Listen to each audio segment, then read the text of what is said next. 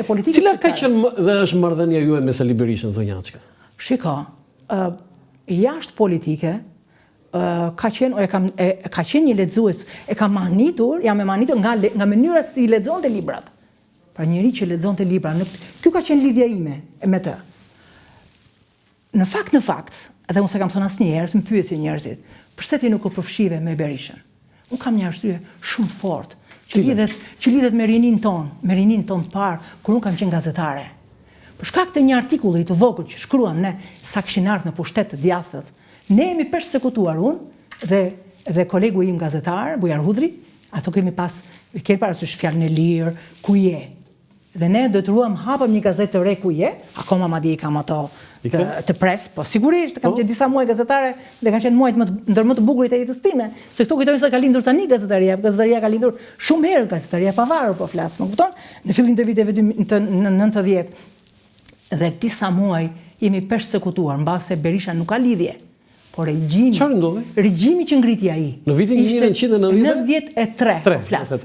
Me muaj të tërë. Çfarë pat? Policit aty, çfarë ishte? Të gjitha erdhën për të na futur që të gjeshin qoftë një gjë të vogël, një maj lapsi e vjedhur e grabitur një kot me gjetë një arsye, me fut në burg dy gazetar që menduan një gjë, që një librashitës që edhe pse ka qenë komunist, nuk e pse dhunon. Ne bëm një shkrim të vogël në gazetë për një librashitës në Elbasan, që ai ishte dhunuar nga policia. Kush janë këta që guxojnë dhe shkruajnë kundër policisë tonë? Kush ishte autori i kësaj reprezalie ndaj jush?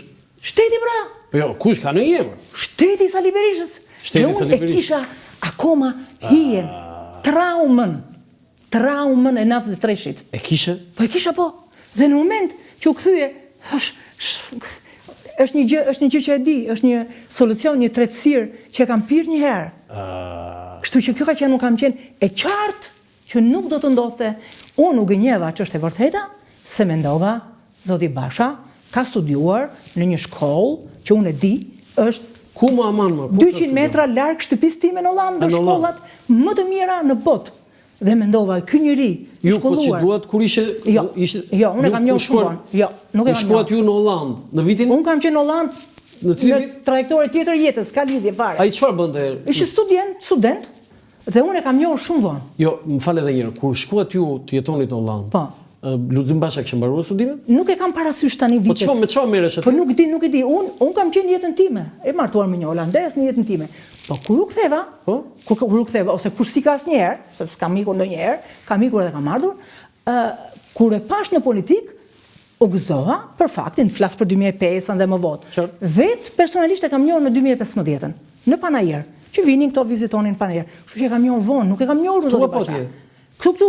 E kam njohur Panajër Basha 10 vjet më vonë mbasi hyri në politikë. Domethënë e kam njohur shumë vonë. Ishte ai që ju ftoi ju? Jo, ai po. Ka qenë ai, jo vetë ai, po domethënë shpura e njerëzve që kanë qenë në Nuk të ka bërë der ty, ka nderuar veten.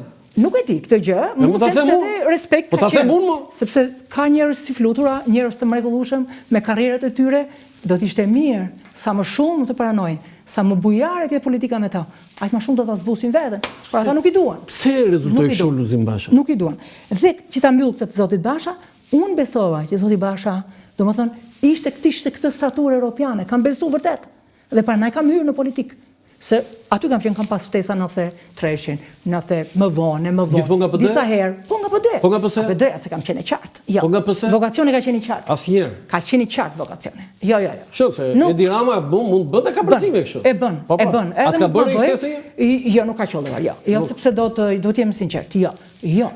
Ajo që di unë mund të jetë dhe kështu kramarje, mund të jetë dhe një formë, mënyrë të thënëri, sepse janë mjeshtra për të thënë gjërat. Më ka thënë zonjë. Janë specialista. Ashtu, po, specialista. Zonjë, ju nuk e dini, po ju jeni një parti të gabuar. A të ka thënë ty? Po, në parlament. Jo, Rama vetë. Po, disa. Zonjë, ju jeni në partitë e gabuar? Një parti të gabuar. Kjo është ftesë, po se. Zonjë, ju jeni në parti të gabuar. Po, kjo është ftesë, po se, hajde në PS. Si kur flutra çka të bënde një ftesë Edi Rama kështu, flutra hajde në PS? Jo, nuk mund të ndodhë. Nuk ndodhë. Tani vim përsëri te Berisha. Ndodhë, se nuk ka qenë kjo çështja. Ti jem deputete, pse kjo është? Qartë. Kalojmë tani përsëri te Berisha, se... Por që ta mbyll këtu, se ka shumë rëndësi. Më vjen mirë që socialistët janë shumë të ndjeshëm ndaj fjalëve edhe të opozitarëve. Me vërtet? Jo të shergjive. Me vërtet? Jo të shergjive.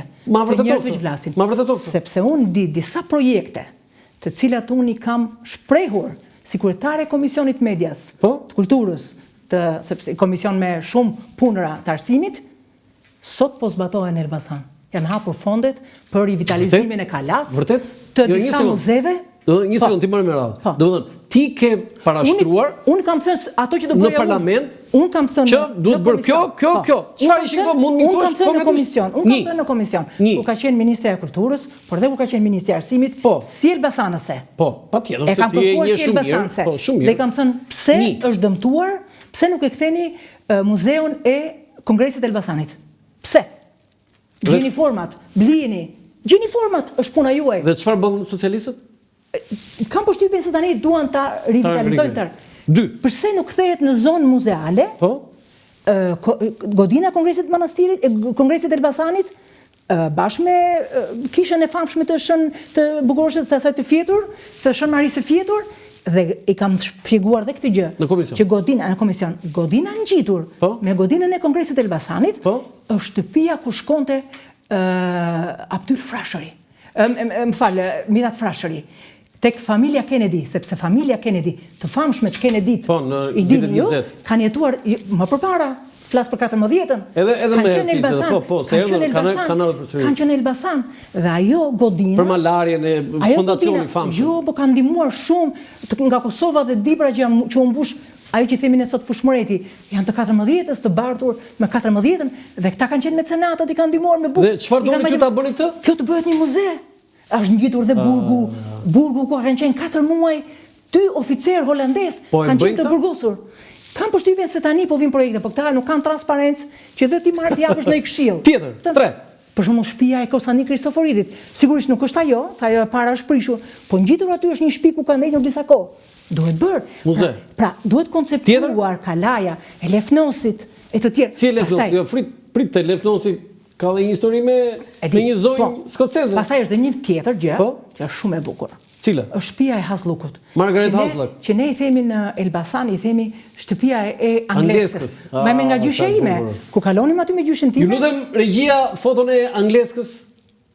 Kështu i thrisin në Elbasan. Angleska, shtëpia e Angleskës, po. Mira, ju ishe skoceze? Është skoceze me origjinë. Mbase po. Po Angleska, ashtu i njihnin tani. Ashtu i njihnin, ashtu i thonin. Shtëpia e Angleskës. Do të thënë edhe sot ti shtëpia e Angleskës. Për shembull gjyshja ime i thoshte shtëpia e Angleskës. Dhe ajo është. Po mirë, ti aty është shtëpia juaj? Unë jetoj, domethënë shtëpia ime, shtëpia ku jam rritur e nga ku jam larguar, dhe është akoma shtëpia ime, e prindërve të mi në Elbasan, që është mbashkë në universitetit, në ato rrugën e Blireve, që thon rruga e Blireve, një nga ato shtëpitë e para në universitet është kopshti, është një kopësht, ajo është shtëpia e Angleskës, është akoma shtëpia, një shtëpi shumë e bukur. Do ju e keni ideuar për çfarë? Ajo do të ishte një muze shumë i bukur i Angleskës. Se lidhet me Elbasanin. Tani socialistët po e bëjnë këtë, se ata s'falin e bëjnë. Këtë nuk e di të Angleskës, po unë i kam thënë këto gjëra i kam shprehur dhe kam përshtypjen se këta mbajnë shënime. Dhe po e rivitalizojnë tani Kalan. Ne kur do ta lexojmë një roman? Jo vetëm kaq, për Angleskën. Jo vetëm kaq, por këta duhet të bëjnë te rruga Ignacia, kanë qenë dy stacione të rëndësishme. Këta duhet i rivitalizojmë këto dy stacione të rëndësishme të rrugës Ignacia që lidhen me Elbasanin. Po çka kanë bërë tani? Duke bërë këtë të Formula 1-s, so-called kinse Formula 1, se s'bëhet ajo gjë, këta tani po e shkatarrojnë pjesët gjurmët e rrugës Ignacia për shkak të kësaj, që është Busheku i famshëm, Buz Eshku i famshëm, që e përmend Evlia Çelebia, që si keni parasysh, flet për Buzeshkun, që thot nuk e fu do 3 herë gishtin, thot, sepse aq i ftohtë është këtë e pash gjatë fushatës elektorale, po bënin një miting aty te Busheku, dhe nuk jepnin fare surrounding. Do të gjitha këto zonjë që ju keni parashtruar që duhen bërë, socialistët kanë mashnim. Ta i grabisnin, s'ka gjë, janë në pushtet, le t'i bëjnë. Këto ishin idetë e mia, po të vinim ne në pushtet në 2021. Po pse si kishte PD në programet e saj? Këto ishin disa projekte të mia personale për Elbasanin, si deputete e Elbasanit. Në qenë se nuk erdhëm dot në pushtet në 2021, i kam parashtruar në komision. E kam pas për detyrë, ti them. Po sigurisht. Kisha pse ti mbaje për veten time. Rëndësika të bëhen. E të bëhen mirë dhe pa u grabitur. Të bëhen mirë.